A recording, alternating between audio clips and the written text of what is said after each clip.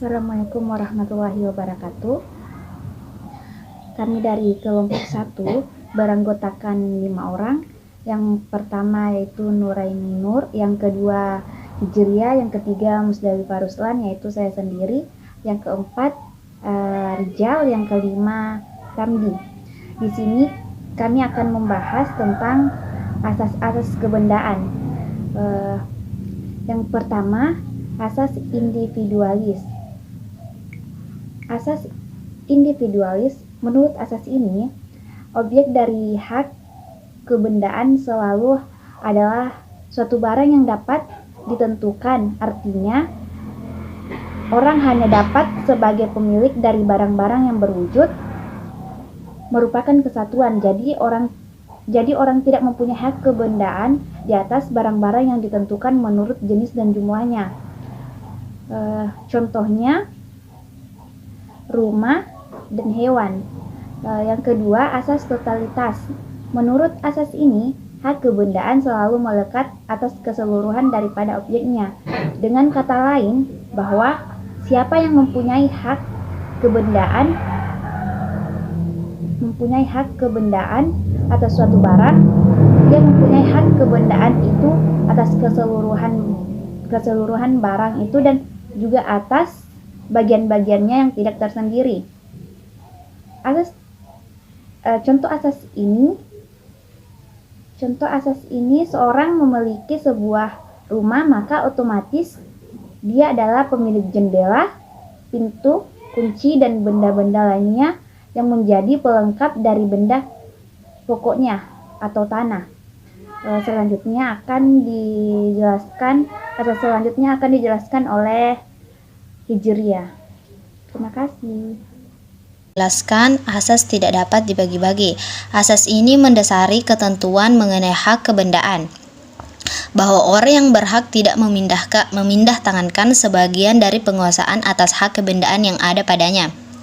Misalnya, pemilik kendaraan tidak boleh memindah tangankan sebagian penguasaan atas mobil itu kepada orang lain. Penguasaannya atas mobil itu harus utuh sesuai dengan hak kebendaannya itu.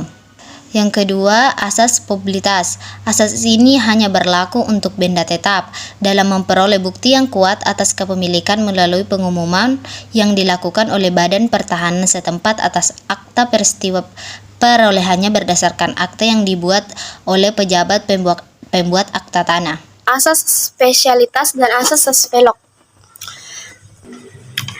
Yang dimaksud dengan asas spesialitas adalah bahwa dalam APHT harus disebutkan secara jelas mengenai percantuman nama dan identitas para pihak, domisili para pihak, penunjukan secara jelas utang-utang yang dijamin, nilai tanggungan, dan uraian yang jelas mengenai objek hak tanggungan.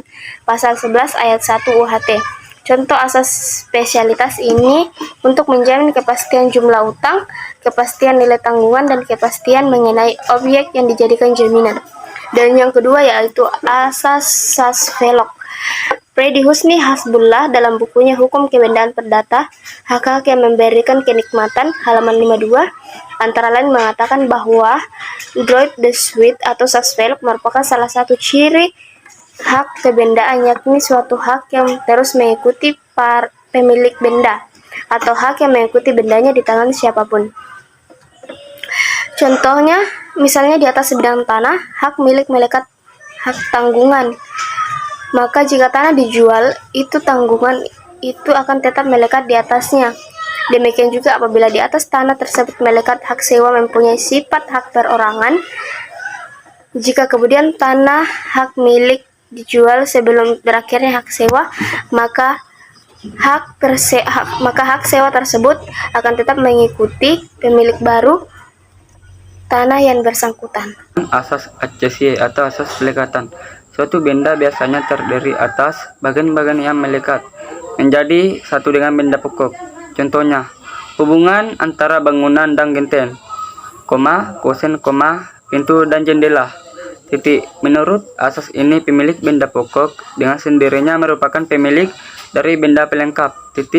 Dengan perkataan lain, status hukum benda pelengkap mengikuti status hukum benda pokok dan lain-lain. Lanjut, asas sakilikeat aktie. Hak adalah hak untuk menggugat apabila terjadi gangguan atas hak tersebut, misalnya penuntutan kembali gugatan untuk menghilangkan gangguan-gangguan atas haknya, gugatan untuk memulihkan secara semula, gugatan untuk menuntut ganti rugi, dan lain-lain.